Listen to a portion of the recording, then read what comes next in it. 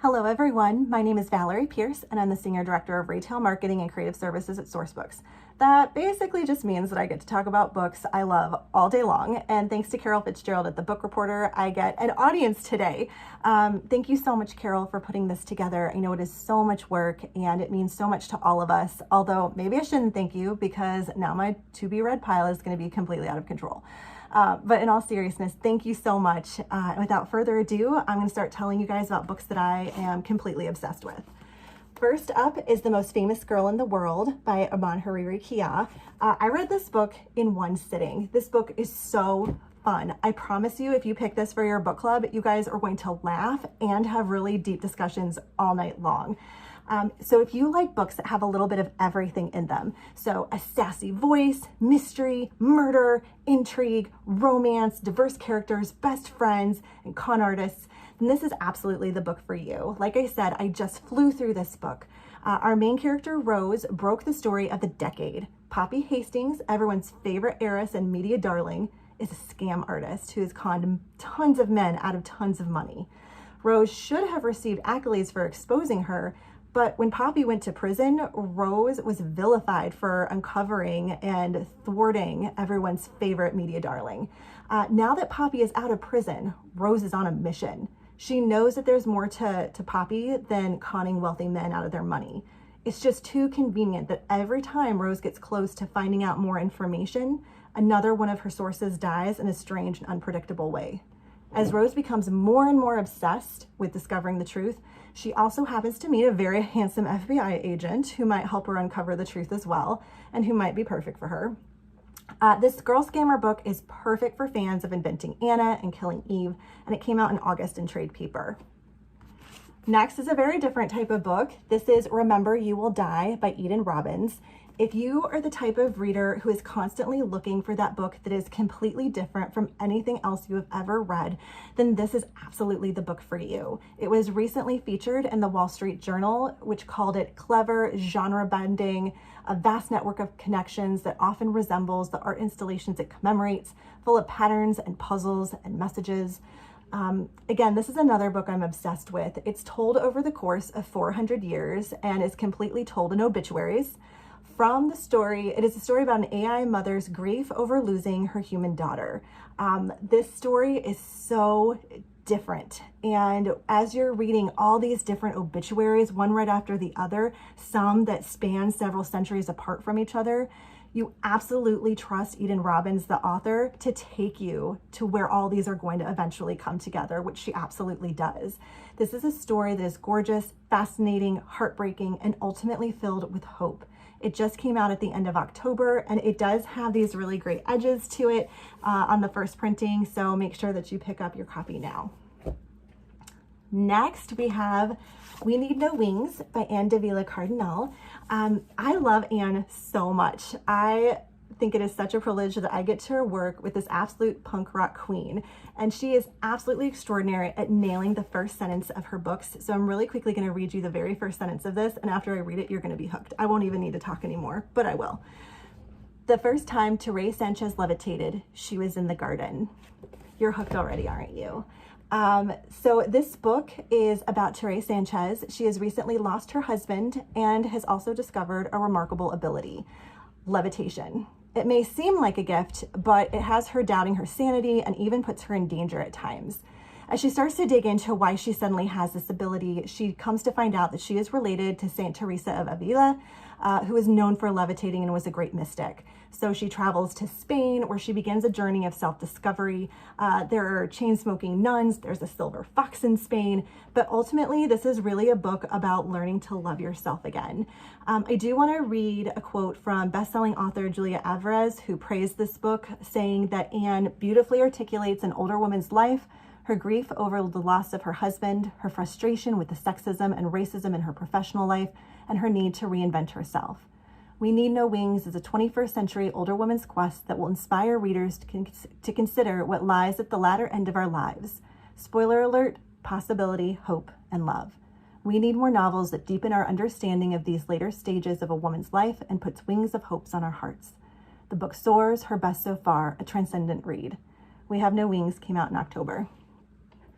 Next is an amazing debut, Libby Lost and Found. This is a book for people who don't know who they are without the books that they love. And it's perfect for fans of lessons in chemistry and remarkably bright creatures.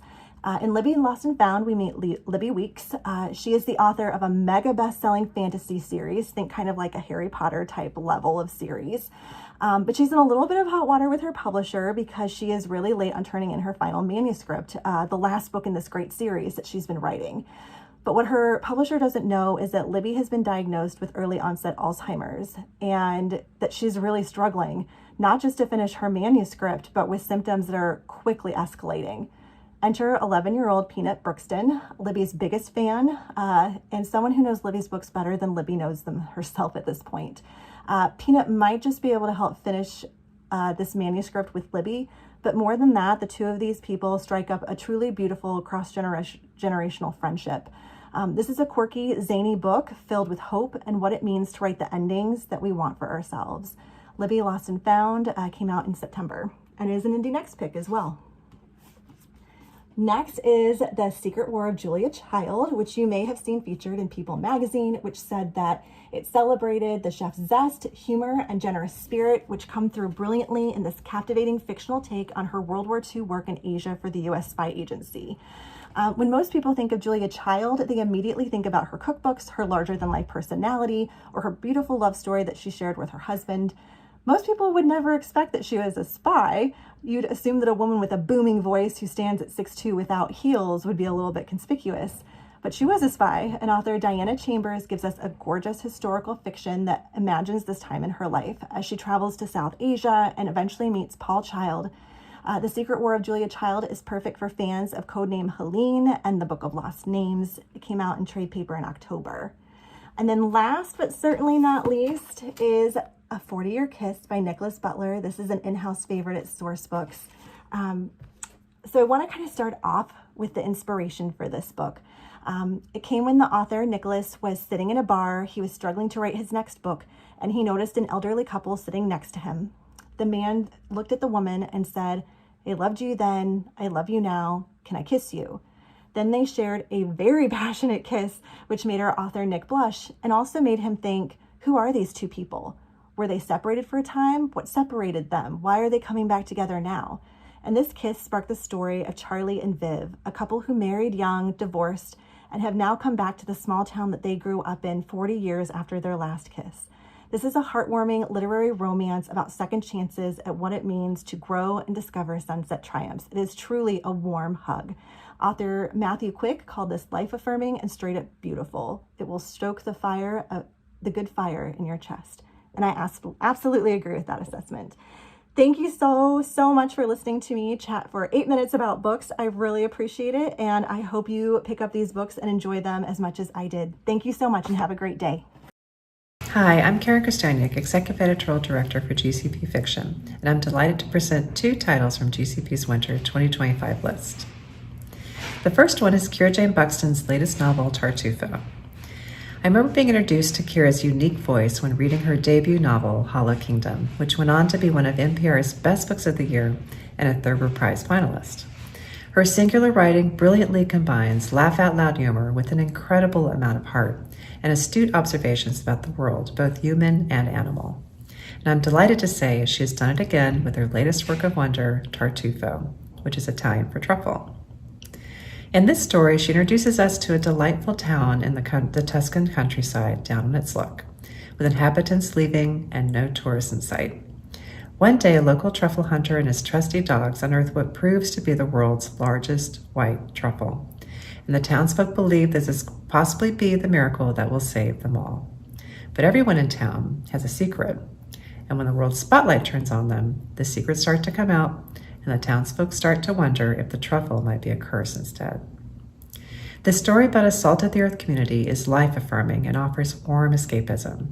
Tartufo is for readers who enjoyed remarkably bright creatures for its incredible heart and beautiful ruins for the intoxicating Italian backdrop. And plus, it is so darn funny. Shelby Van Pelt is a huge fan of Kira's and gave a generous blurb for Tartufo, calling it a deliciously absurd tale. I savored every page of this book. Hope you will find Tartufo to be the perfect escape, whether you're into the Italian setting, food, belly laugh humor, and the reminder of how important community is, offering a hopeful message. This is a novel I can recommend to absolutely anyone. The next novel is one that is an unexpected and delightful turn from powerhouse author David Baldacci. With Strangers in Time, David has written a story set during the Second World War, which came from a deep fascination of the ways in which people connect during their darkest hours. David has been working on this World War II set novel for quite some time, writing between thrillers, delving into the human experience within this pivotal moment in history.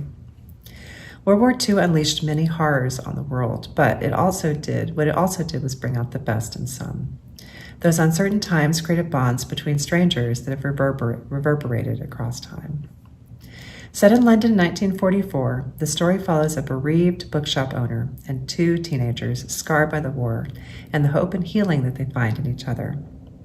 14-year-old Charlie is up to no good, and for a good reason, as he's an orphan forced to live off the streets, stealing what he needs to get by day until he's old enough to enlist to fight in the war. 15-year-old Molly returns to a nearly unrecognizable London after the Blitz, after being away for 5 years, only to discover her parents are gone. Without guardians or stability, Charlie and Molly find an unexpected protector and bookshop owner Ignatius Oliver. Ignatius is dealing with his own grief at the loss of his wife and forms a bond with the children. With each of them reeling from loss, devastating secrets, and danger all around them, they find trusting one another may be the only way they will survive. Strangers in Time opens up a swath of new readers for David Baldacci, readers who enjoy delving into an historical time period, building off the success of A Calamity of Souls that came out earlier this year. And with a suspenseful element of the characters' secrets and ordeals coming to light, all written in David's signature, propulsive, and engaging writing, this will also resonate with his hugely dedicated fan base. This was a passion project for David, and I hope you will fall as passionately for it as we all have. This is a must read. And that's it for me from GCP. Thank you for joining me. Hi everyone, I'm Randy Chan, the marketing director for HTP Books, and I just wanted to thank Carol Fitzgerald and her team for having us. It's always a pleasure. We're coming off a string of great successes. Very proud to say we placed a debut novel on 3 consecutive Indie Next lists, and hopefully you'll find your next favorite read right here.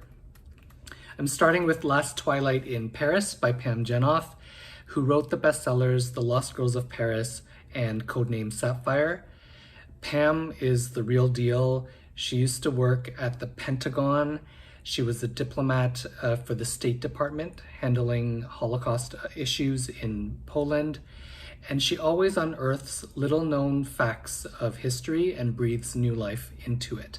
So Last Twilight in Paris is inspired by a real department store in Paris called Le Vuitton that was converted to a Nazi prison camp in World War II.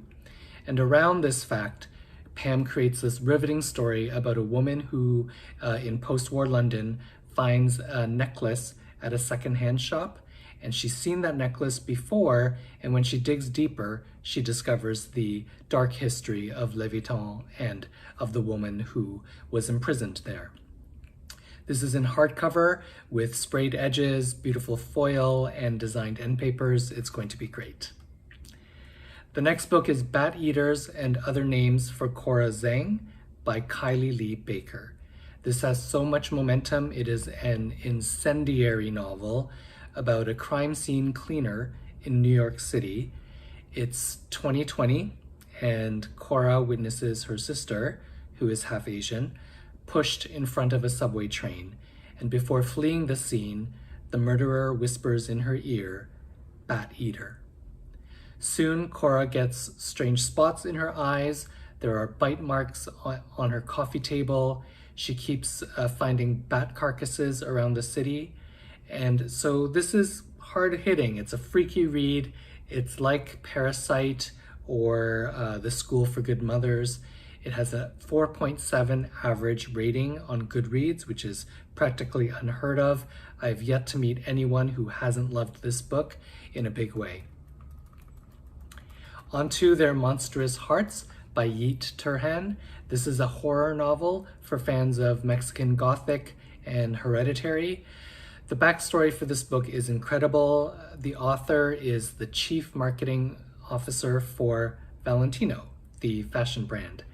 And it turns out when his mother was pregnant with him, she watched a lot of horror films. And as a child, Yeat also fell in love with horror. He watched the Nightmare on Elm Street series with his grandmother when he was only 5 years old. And so it makes sense that Yeat has now written Their Monstrous Hearts, which is about a struggling writer who inherits his grandmother's villa and her famed butterfly collection, but realizes the estate holds darker secrets than he had imagined. Cue butterflies that are pinned to the walls, a found diary, the spirit of an enigmatic woman who visits him. It's all so good. And I wanted to mention that Yeat has friends in high places. For example, when the singer Dua Lipa and the celebrity Kris Jenner first posted about this book, we received hundreds of pre-orders instantly. The next book is Midnight in Soap Lake by Matthew Sullivan.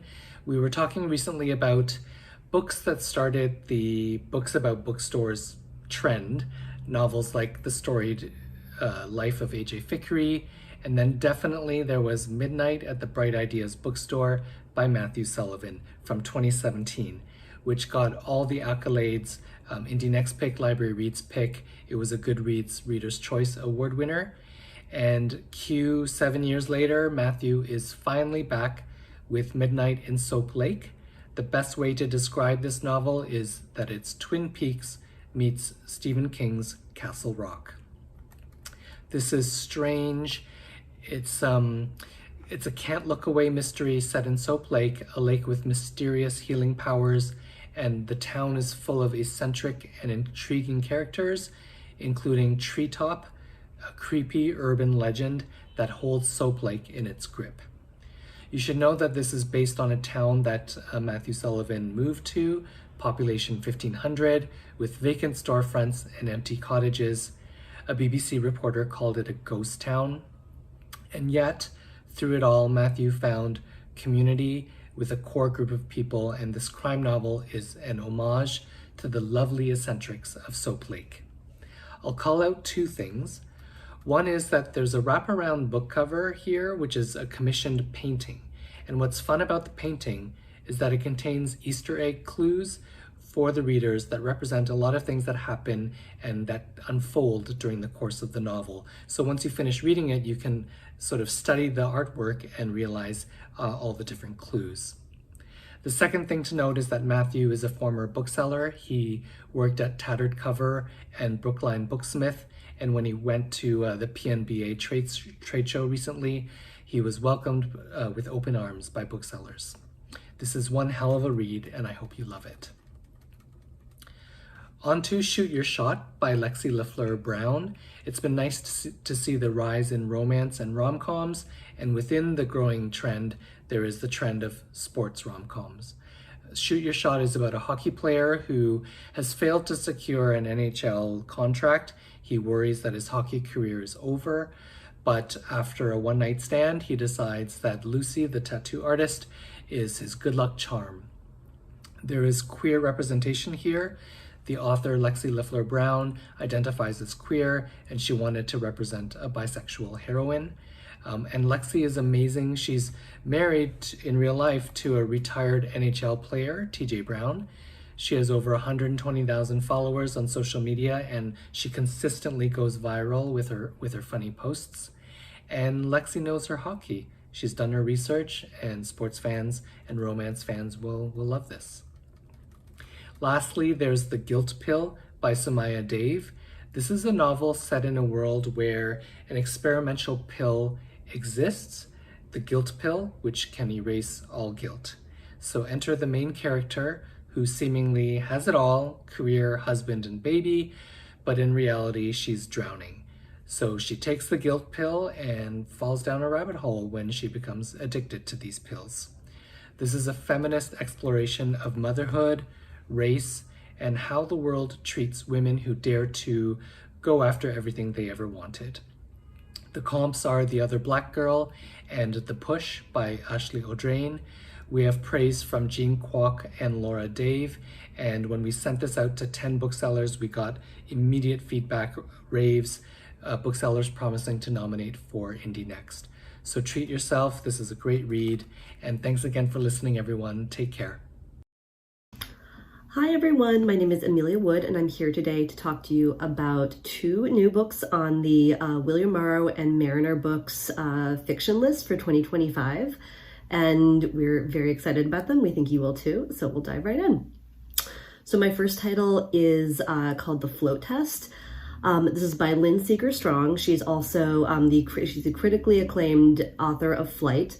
And if you love books like The Dutch House by Ann Patchett, The Most Fun We Ever Had by Claire Lombardo, then you have to check this out. It is a must-read for 2025. It's about 3 adult siblings who gather at their family home in Florida after their mother dies. They each have personal struggles as well as conflicts, secrets between themselves, and all of this really comes to a head under the heavy Florida heat. So Ann Napolitano, who wrote Hella Beautiful, and Xochitl Gonzalez, who wrote Anita Damonte Laughs Last, both love this novel. They've really been singing its praises. The setting, the drama, the sentiments, everything about it is just really a home run. So you will definitely want to check this one out. You will want to discuss it with your book club. Like the drama, the themes of hope, grief, art, desire, everything will really give you so much to discuss, and we're very excited about it. And this one's on sale April 8th. So again, that's The Float Test by Lynn Seeger-Strong. Okay, so my second book I'll be discussing today is The Boxcar Librarian, amazing title. And this is on sale March 4th. This story is really a love letter to anyone who loves books, who believes in the power of reading and sharing ideas and how it can really change people's lives. So I think lots of us fall into that category. So this is a really thrilling new historical novel set in rural America in the 1920s and 1930s, including the years during the Great Depression, which is a really interesting time period. I think we've seen a lot of fantastic World War I, World War II fiction in the past few years, but this time period between the wars is equally interesting, and the author has really done her research to really give a sense of time and place for this one. So the story revolves around the Boxcar Library, which was a real thing. It was a really epic project, very much ahead of its time, and it really offered library services to mining and logging towns and rural areas of America, where most people spent their lives very isolated and without access to literature and culture. This book is really, really timely. It speaks to modern day themes of the importance of access to books, as well as social justice issues, including workers' rights, unions, labor movements. There's also a LGBTQ love story at the center of the book, and the author really explores all of this with great sensitivity and just fantastic writing. Her previous books, The Librarian of Burned Books and The Lost Book of Bond, have really received rave reviews. Readers just love them, and this new story is her best yet, so don't miss it. Again, this is The Boxcar Librarian, and it goes on sale March 4th. Hi everyone, I'm Lauren Mosley from Bloomsbury Publishing, and I'm the marketing director for our adult trade team. I'm going to talk with you about 3 fabulous novels today. E-galleys of all 3 titles are available on NetGalley and Edelweiss, and you can also request physical ARCs through the link we've provided. First up, we have the beautiful Irish novel Time of the Child by Niall Williams, coming out on November 19th. You might be familiar with Niall's previous novel, This Is Happiness, blammo, which is one of Bloomsbury's backlist hits. The wonderful Ann Patchett is a huge fan of Niall's fiction, and she has recommended This Is Happiness on the Parnassus Books Instagram and recently in the New York Times, and she's shown tons of support for this new book too. Other fans of Niall's fiction are Annie Dillard, Margaret Renkel, Bonnie Raitt, Karen Joy Fowler, and me. So this book is set in the same Irish village as This Is Happiness, but it absolutely is a standalone. To give you an overview of the plot, I'm going to quote bookseller Kate Steinbring from Viewpoint Books, who said, "It's the Christmas season of 1962, and a newborn baby is found out in the cold late one evening and brought to the doors of Dr. Jack Troy and his adult daughter, Ronnie. Through this beautiful story that describes the bonds that hold a family and community together, we experience the anguish of one's circumstances, the anxiety of decision-making, and the hope for redemption through love. The ending is miraculous. I loved this book. So thanks to Kate and many other indie booksellers, Time of the Child is an Indie Next Pick for December. Thank you, booksellers! This novel is perfect for fans of Claire Keegan's Small Things Like These. And like that book, Time of the Child is set during Christmas time, so it'll make a cozy read or a great gift for this holiday season. Next up is Mutual Interest by Olivia Wolfgang Smith, which is coming out in February. I love this cover. Oh my gosh. This is a brilliantly written literary novel set in the glamorous society and cutthroat business world of early 1900s New York City. As Jesse Wright from Copper Dog Books said, this book is perfect for fans of TV's Succession who wish that show was both kinder and gayer. Best blurb ever.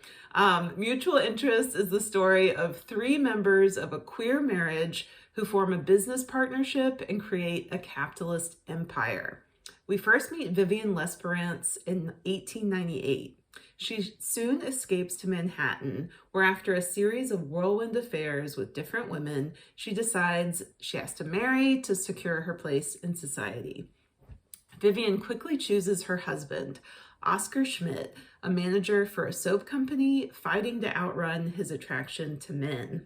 But Oscar is struggling because the heir to a New York fortune, Squire Clancy, has begun to dabble in candle making, and in doing so, he has bought up all the supplies Oscar needs for his livelihood. Vivian's stroke of genius is to bring her husband and his rival together, and the result is beyond her wildest dreams. A love affair between the men, a business arrangement for the three of them, and a free life where each forms the cover for the other. So instead of enemies to lovers, this is a story of business rivals to lovers. Very fun. But, this is the early 1900s. Can the trio's idealistic arrangement really last forever? Olivia has created a novel full of decadence, humor, and beautifully fallible characters. As Anna North, the best-selling author of Outlawed, said, this novel is a revelation and a joy. So that's coming out in February. And last but definitely not least, we have The Hymn to Dionysus by Natasha Pulley, which is coming out in March. In this novel, Natasha takes on burnout and related mental health issues in a Greek myth retelling unlike any you've read before. And as with most of Natasha Pulley's novels, there are also nuanced, beautifully explored LGBTQ themes. In short, this is a love story between Dionysus and the narrator, a young man named Phaedros. This is perfect for readers of Madeline Miller, Jennifer Saint, and Natalie Haynes. And we just got an amazing blurb in from Luna McNamara, who said, The Hymn to Dionysus is a dazzling labyrinth of a book that pulls you in with both hands. So yes, fans of Madeline Miller and queer love stories, be sure to check out this one coming out in March. Thank you so much for listening. Bye. Hi everyone, I'm Will Lyman from the Random House Publishing Group, here to share with you about a few of our exciting upcoming titles. First up is Isola by Allegra Goodman, a Dow Press hardcover. Isola is an epic story of love, faith, and defiance from the New York Times bestselling author Allegra Goodman. Inspired by the real life of a 16th century heroine, it's the timeless story of a woman fighting for survival. Jodi Picoult says this of Allegra's novel: a shocking story, made all the more stunning by the fact that it has its roots in true history. Isola is an immersive journey through the eyes of Marguerite, who redefines what makes one a woman of worth, and what the difference is between having a life and truly living. Next is Good Dirt by Charmaine Wilkerson, a Ballantine hardcover. From Charmaine Wilkerson, the New York Times bestselling author of Black Cake, comes Good Dirt, a deeply moving novel about family, identity, and healing. Fleeing to France after being left at the altar, Abby Freeman reflects on the tragic loss of her brother and a cherished family heirloom passed down from her enslaved ancestors. This book is perfect for readers who enjoy The Vanishing Half and The Covenant of Water. Next, we have Junie by Aaron Crosby Eckstein, a Ballantine hardcover. Aaron Crosby Eckstein's debut novel, Junie, follows a young girl who must face a life-altering decision after awakening her sister's ghost. Navigating truths about love, friendship, and power as the Civil War looms, she grapples with an increasingly unfamiliar world in which she has little control. Junie is forced to ask herself, when we choose love and liberation, what must we leave behind? Charmaine Wilkerson, best-selling author of Black Cake, says, "The richly textured prose quickly pulled me into Junie's treacherous yet magical world."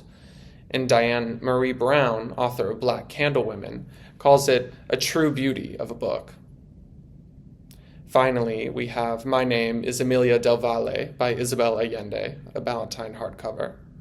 In My Name is Emilia del Valle, New York Times bestselling author Isabel Allende crafts a spellbinding historical novel that follows the remarkable story of a young journalist navigating the tumultuous landscape of 19th century Chile.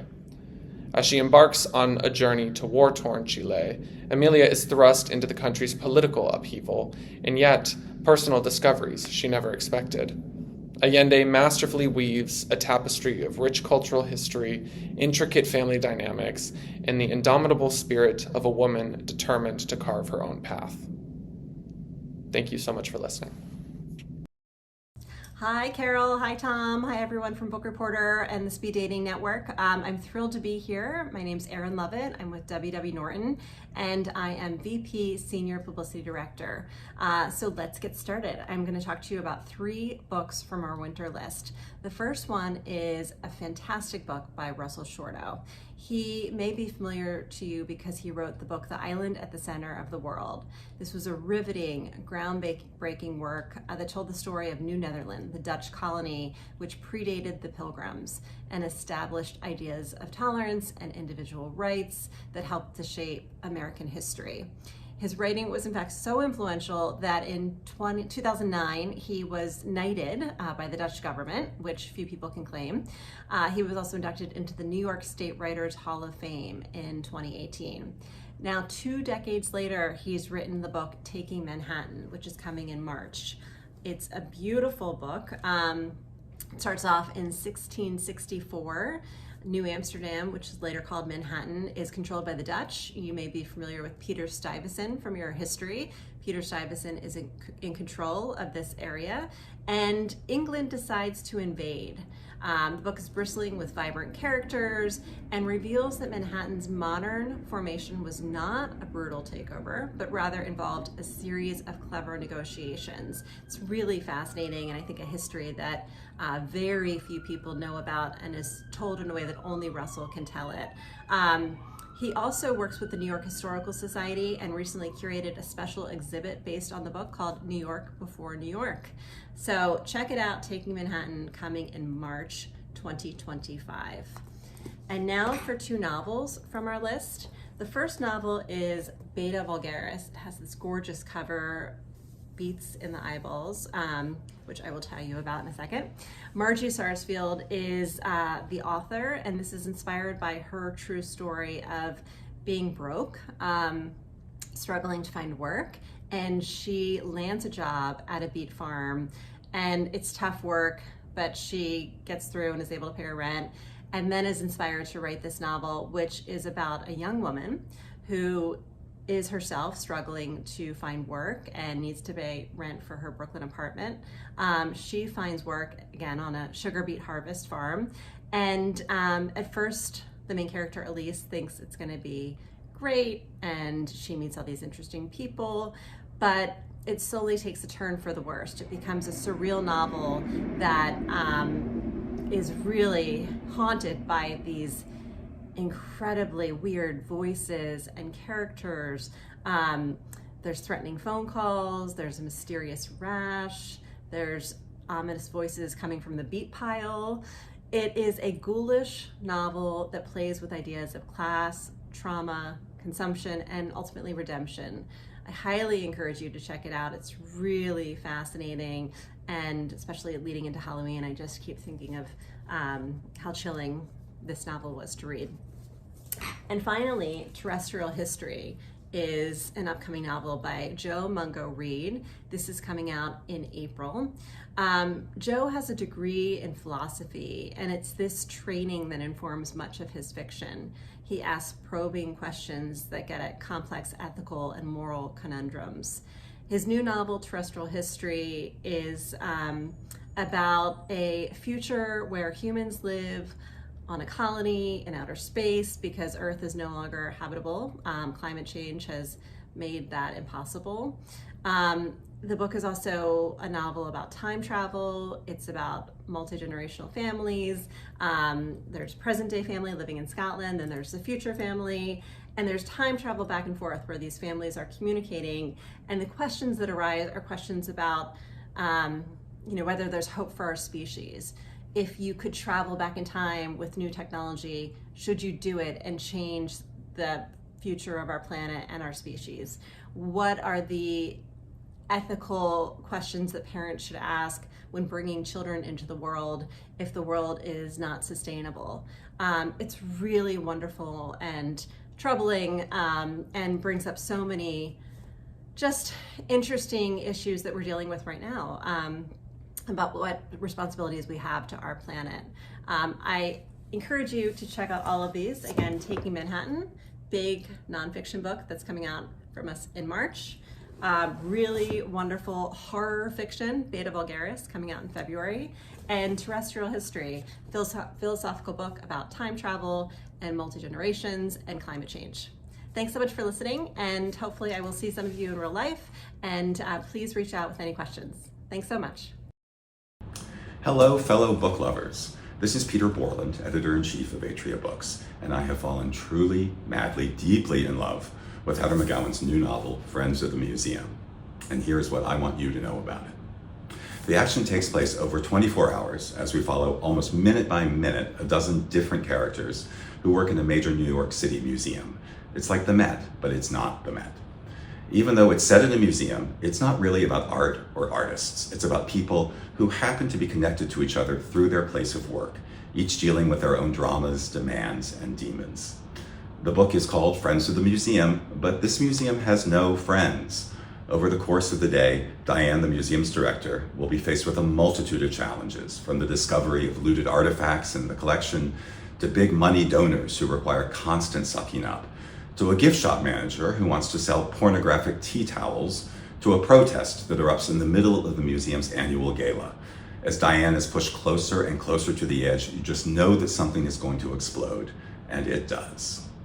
Heather McGowan is the author of two extravagantly praised previous novels, Duchess of Nothing and Schooling, but this is her first book since 2006, and it is absolutely worth the wait.